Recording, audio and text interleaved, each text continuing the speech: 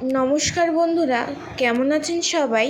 পিউয়ের রান্নাঘরে সকলকে স্বাগত জানাই। আজকের রেসিপি ডাঁটা আলু পোস্ত বা সজনে ডাঁটা আলু পোস্ত। এটা নতুন কোনো রান্না নয়, এটা বহু পুরনো রান্না। এটা প্রায় সবার বাড়িতেই হয়ে থাকে। ভীষণই সুস্বাদু লাগে খেতে, বিশেষ করে গরম ভাতের সাথে।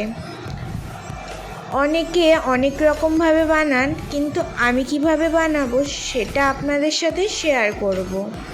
দেখে নেওয়া যাক সুস্বাদু রেসিপি ডাঁটা পোস্ত।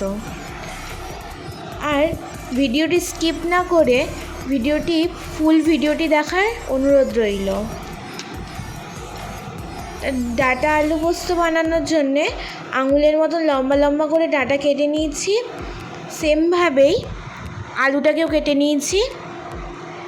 কেটে নিয়ে ভালো করে ধুয়ে রেখে দিয়েছি। আর এখানে সর্ষে আর পোস্ত ভিজিয়ে রেখে দিয়েছিলাম 10 মিনিটের জন্যে। এবার আমি ছেঁকে নেব। এবার একটা মিক্সার গ্রাইন্ডারে একটা পেঁয়াজ, 3 থেকে 4টে কাঁচা লঙ্কা আর সর্ষে আর পোস্তটা দিয়ে দেবো।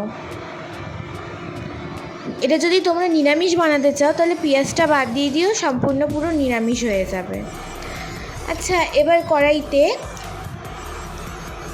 সর্ষের তেল দেওয়ার পর তারপর দেবো এর মধ্যে কালো জিরে ফোড়ন।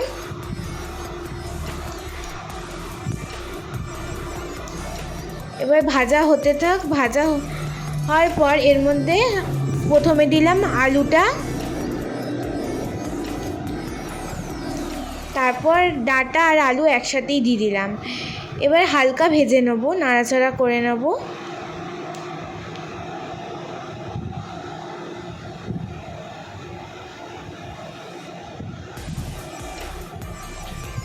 কিছুক্ষণ পর নাড়াচাড়া আবারও করে নিচ্ছি।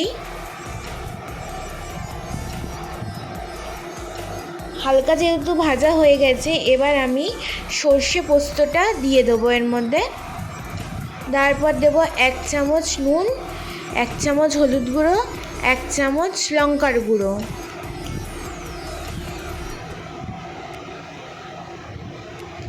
দিয়ে এবার ভালো করে নাড়াচাড়া করে নেবো। আর একটুখানি জল দিয়ে ভালো করে কষিয়ে নেবো এটাকে।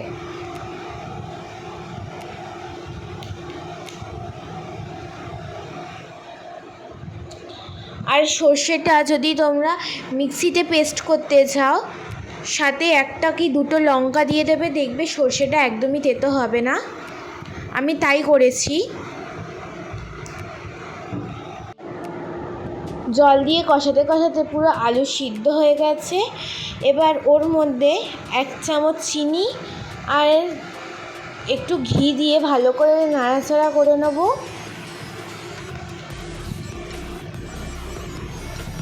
নাড়াচাড়া করে নিয়ে এবার আমি নামিয়ে নেব। দেখো, সার্ভ করে রেখেই দিয়েছি। আশা করি আজকের এই রেসিপিটি আপনাদের কাছে ভালো লাগলো। যদি ভালো লাগে অবশ্যই বানিয়ে খাবেন। আর আজকের ভিডিও যদি আপনাদের কাছে ভালো লেগে থাকে, please like, comment and share. আর অবশ্যই চ্যানেলটি সাবস্ক্রাইব করে দেবেন। আজকের জন্য এইটুকুই। আবার পরের দিন নতুন রেসিপি নিয়ে হাজির হব। ততক্ষণ ভালো থাকবেন, সুস্থ থাকবেন।